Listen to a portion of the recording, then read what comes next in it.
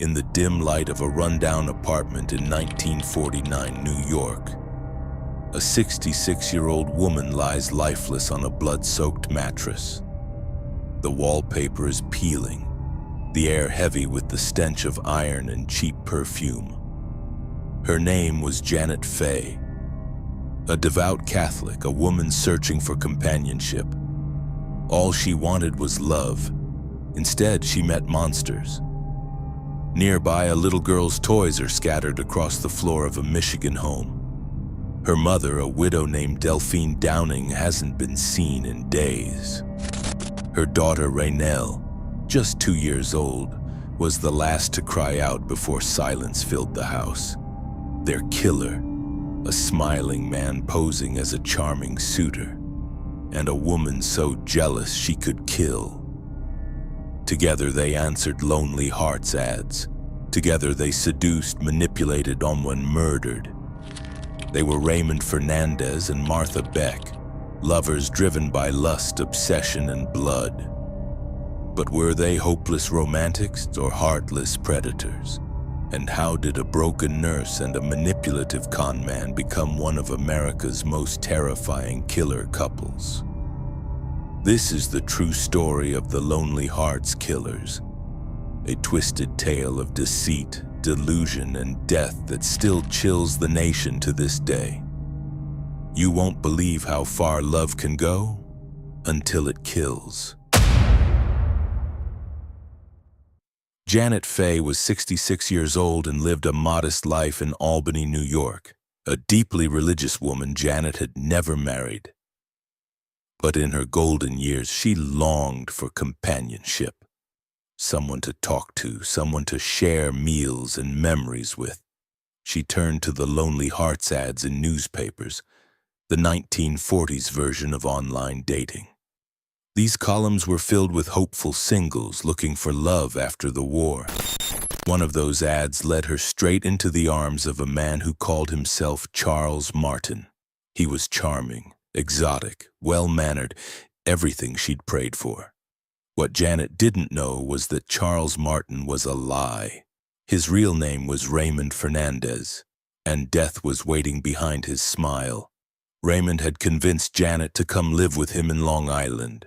She packed her things and brought her life savings. When she arrived, she met his sister, a woman named Martha.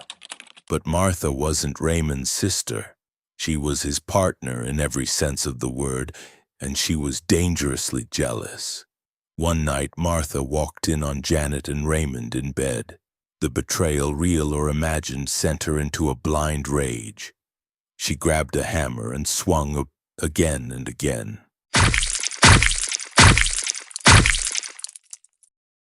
When the blood stopped flowing, Janet's skull had been crushed. Raymond, now fully complicit, strangled her to finish the job. They wrapped her body in blankets and stuffed it in a trunk.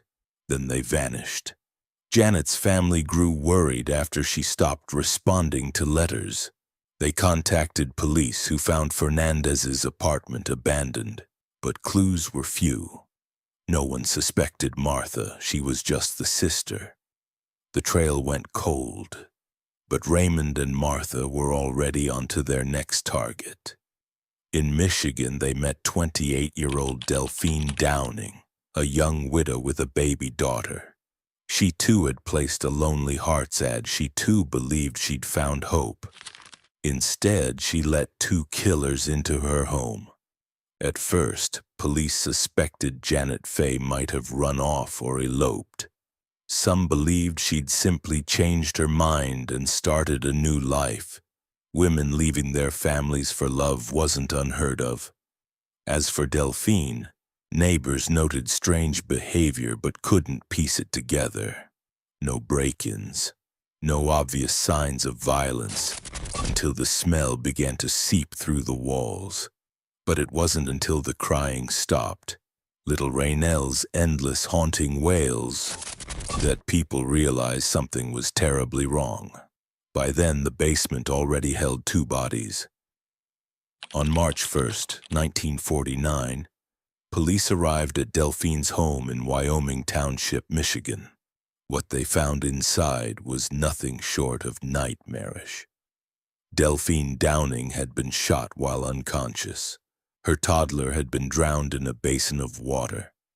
And inside the house were Martha Beck and Raymond Fernandez, calm, collected, pretending to be Delphine's guests. The truth unraveled quickly.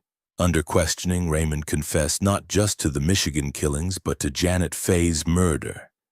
And then to more, 17 women, maybe 20, each with a similar story. Each lured by love and silenced by death. A moniker as haunting as the crimes themselves. But what disturbed the public most wasn't the number of victims. It was Martha Beck. She had abandoned her children. She had helped kill a toddler. And she seemed utterly obsessed with Raymond, writing love letters, defending him, claiming she'd kill again for him. But when he broke his promise not to sleep with another woman, she killed in cold blood. The trial in July 1949 was a media circus. Crowds mobbed the courthouse. Martha's weight was ridiculed in headlines. Raymond tried to recant his confession, claiming he only said those things to protect the woman he loved. "I love her," he said. "It couldn't be anything else." The jury didn't buy it. Both Raymond Fernandez and Martha Beck were sentenced to death for the murder of Janet Fay, the only one they were formally charged with.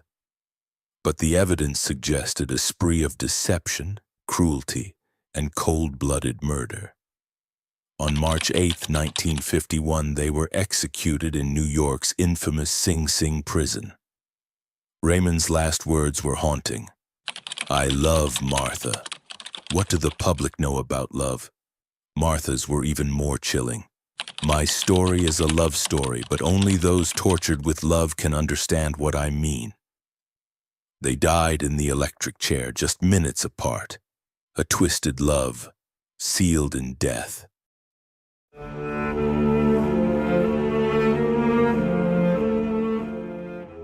In a world where love is seen as sacred, Martha Beck and Raymond Fernandez turned it into a weapon.